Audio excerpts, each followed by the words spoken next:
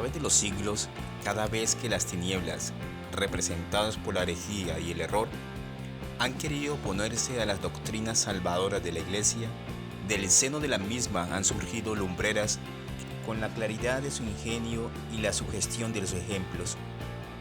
Contra el arrianismo se alzó San Atanasio, que se caracterizaba por negar que Jesús tuviera la misma condición divina que Dios Padre.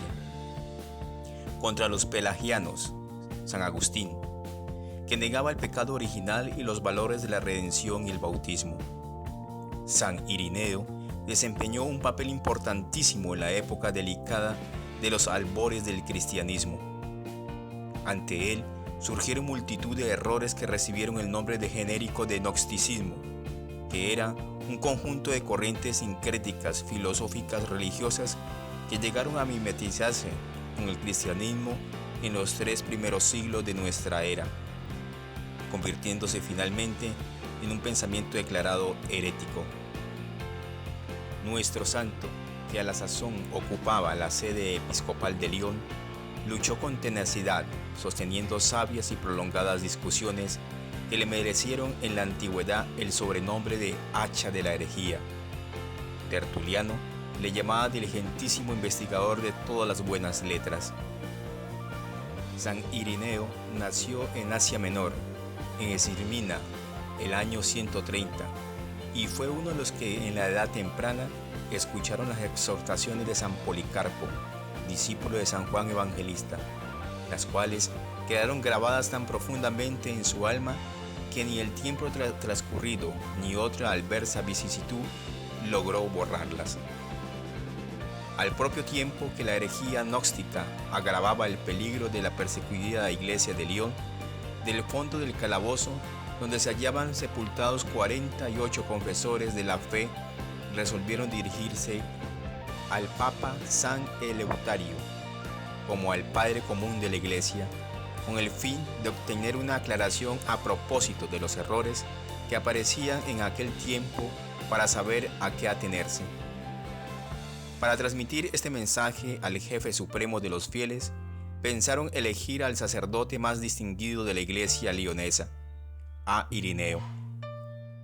Movidos por la inspiración celestial, los confesores de Cristo pusieron los ojos en él, pues aunque privaban a su iglesia de la presencia de un valiente defensor, era con la esperanza de que el Papa se lo devolviera consagrado obispo y fuera el digno sucesor de San Potino. San Irineo rehusó en un principio a tan alto encargo, huir de León. ¿No era renunciar a la esperanza que abrigaba en su alma de hallar el martirio con los hermanos? Sin embargo, los santos confesores exigieron a toda costa este sacrificio, y tras tenaz resistencia, Irineo hubo de ceder a las súplicas. En consecuencia, tomó el camino de la ciudad eterna, llevando consigo una carta dirigida al sumo pontífice que contenía el final de este elogio para nuestro santo. La carta decía: esta carta será entregada por nuestro colega y hermano Irineo, que ha cedido a nuestras instancias al aceptar este mensaje de vuestros hijos perseguidos y encarcelados. Suplicamos, Santísimo Padre, lo acoja como a nuestro celoso apóstol del testamento de Cristo y como a tal lo recomendamos. Los anhelos de los confesores de la fe se cumplieron conforme a sus deseos. Irineo, durante su permanencia en Roma, recibió la consagración episcopal de las manos del mismo Papa Eleutario, que le entregó además, en respuesta al mensaje del clero de León, cumplido su cometido, Irineo, dedicándose a recoger diligentemente las ceremonias, costumbres y tradiciones de los apóstoles San Pedro y San Pablo, habían enseñado en la iglesia romana con el ánimo de implantarlas en la cristiandad de León.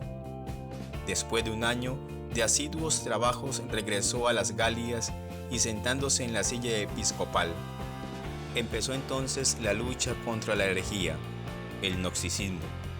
Fue en el siglo II, lo que en los comienzos del siglo XX se ha dado a llamar como intelectualismo, la teoría o mejor la idolatría del progreso, que pretende reemplazar la religión y la moral. Los gnósticos tenían empeño en establecer una religión científica, razonada. La palabra noxis significa conocimiento, que en sí no tiene nada de censurable, pero las sutilezas del lenguaje que se introdujeron con motivo condujeron a las conclusiones inverosímiles y extravagantes que desbastan lastimosamente las florecientes cristiandades de Zoana y del Ródano. A Ireneo le hacía sonreír la ridiculez de tales extravagancias, pero pronto se dio cuenta del inmenso alcance que tomaba el error entre la gente sencilla, seducida por las sutilezas de la doctrina y el ropaje de la ilustración. El martirologio dice que San Irineo recibió la corona gloriosa del martirio con casi todo el pueblo cristiano de la ciudad episcopal. Las reliquias del discípulo de San Policarpo fueron conservadas en Lyon, en la cripta de la iglesia de San Irineo, en la colina de Fourvière, hasta el año 1562, época en que los hugonotes profanaron el sepulcro y esparcieron las reliquias. El cráneo, arrojado a la vía pública, fue recogido por manos piadosas que lo depositaron en la iglesia primacil de San Juan, donde se hasta el día de hoy. La fiesta de San Irineo, obispo de Lyon, fue celebrada solemnemente por muchas diócesis de Francia, particularmente por las iglesias de mediodía, el 28 de junio. San Benedicto XV la introdujo en 1922 en la liturgia de la Iglesia Universal, conservando la misma fecha.